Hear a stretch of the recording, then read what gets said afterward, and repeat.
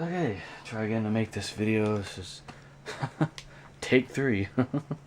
But this right here is gonna replace my beat up copy of The Legend of Zelda Ocarina of Time Collector's Edition. Just getting right into it, guys, and I'll talk a little bit about why I'm making this part 4 of the pickups. I did buy some more stuff just to kind of round out my collections and some music and games and stuff. Some of the stuff I had for a while, but the music is what I mainly bought here recently, within the last couple of weeks. The games I've just had. This one is the most recent pickup. I don't see myself spending a lot of money in the months to come, like 2 or 3 months, since I will possibly be moving and I'm having to pay off some bills and kind of having a little bit of money problems right now. So yeah, and I may have to part with some of this stuff, unfortunately, due to space constraints and having to store this stuff somewhere. I don't know. It's all up in the air right now. I'm just thinking about stuff, and it may not happen. But this was bought to replace a beat-up copy of this game. I was burned by a seller a few years ago when I bought a copy of this game for the Nintendo 64, which I already own it on the 3DS and GameCube. Those were the I think the GameCube is what I owned it on first for quite a while, and I was happy with that. And but had to have a few other versions of the game, so I may sell that beat up copy, and I made sure that the seller shipped this properly and it wasn't damaged. It's the gold cartridge is in pretty much darn near mint condition, so I was very happy about that and actually played the game and tested it to see if it worked. Paid a pretty penny for this game, but I didn't pay a dime more than I actually wanted to. I could have paid more and gotten a slightly better condition boxed version, but this is just fine right here. Came with this plastic protective case, and I made darn sure that this thing was in the condition that I wanted it to be in the collector's condition, which that's what I like. And this is just the original game. There's no extra stuff on here. I did have to pull some stuff from the box of the beat up edition to make this complete, but that's fine, and I may sell that and get a gray card edition, so we'll see. And I do have a copy of Tom and Jerry for the Super Nintendo. I'm not sure if I showed it in the last batch of pickups videos. I thought I did, but we'll have to see.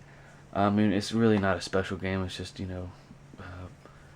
playing Jerry the Mouse, running around avoiding Tom and bugs and popcorn and stuff. I think I already showed it, but did not show this yet. This is Super Famicom edition of Donkey Kong, and I bought this just to kind of back up the American versions of the game, since I don't have my current saves backed up with the Retron 5, just in case those batteries die. And that was the reason for me to buy these, and for just to see the differences between the games. The art is one of the differences, and I got this and all 3 other Donkey Kong games for a very good deal. So Donkey Kong 2, really cool artwork here, and it does differ from the American edition Super Nintendo. But the second reason I bought this was to get a cheap version of Donkey Kong 3, which I had not played outside of an emulator when I first got back into retro games. Back then when I played this, I really didn't care for it, just didn't like it. And yeah, there you go. A few more games and we'll go into the meat and potatoes of this video. Zanak, I believe this is a space shooter arcade game, ported over to the NES. Pretty good game.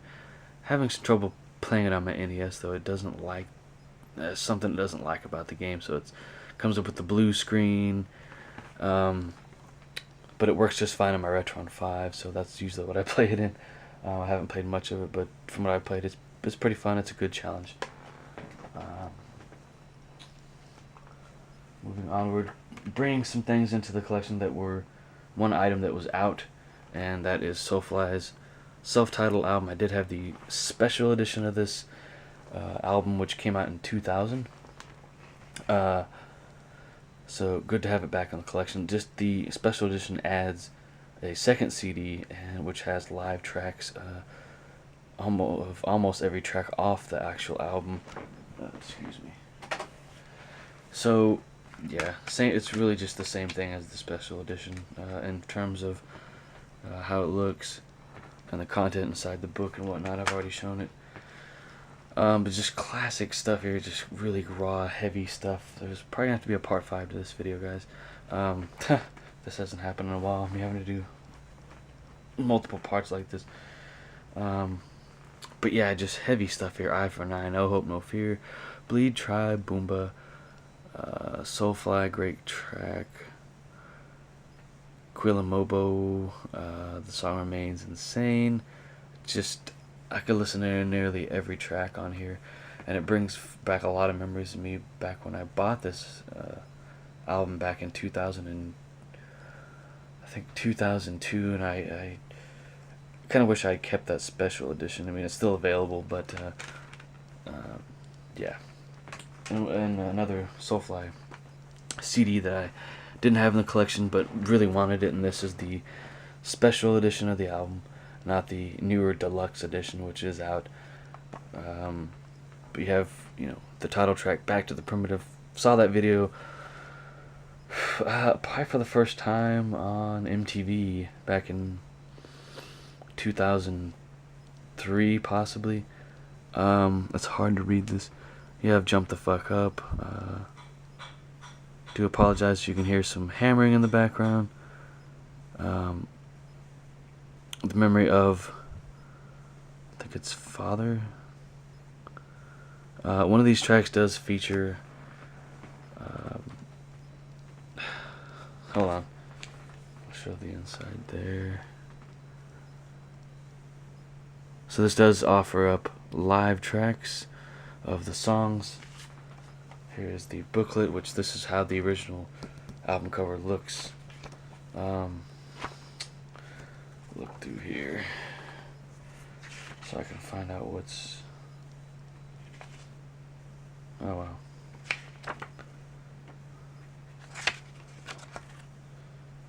One of these songs features John Lennon's son, Sean Lennon. I'm trying to find it.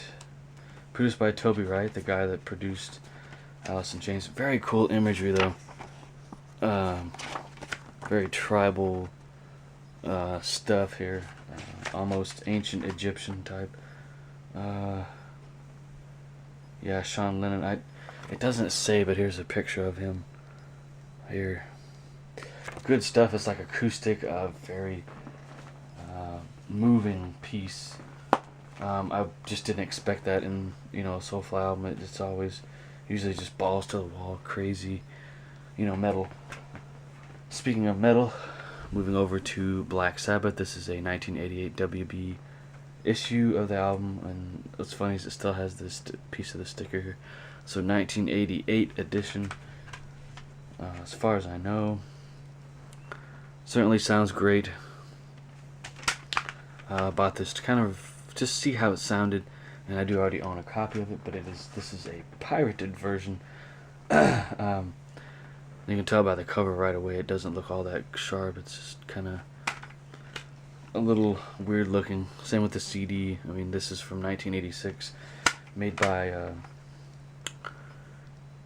Creative. What was it? Creative Sound Labs or something? Yeah, Creative Sounds Limited, out of Holland. So this just features the original album tracks, probably taken from a vinyl rip of the album. Black Sabbath Paranoid. This is a WB edition. I have not looked up all these, and I will eventually when I do reviews of these and talk about the sound on each of them. Original album here, probably an 80s edition. I don't know, 86 or earlier. I do recognize the look of the CDs because my dad does have some editions of these, and they all look the same, every single one of them.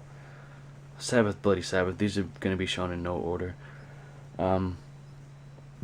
Just original album here, WB edition. Good stuff. Meet me over in part 5. Thank you.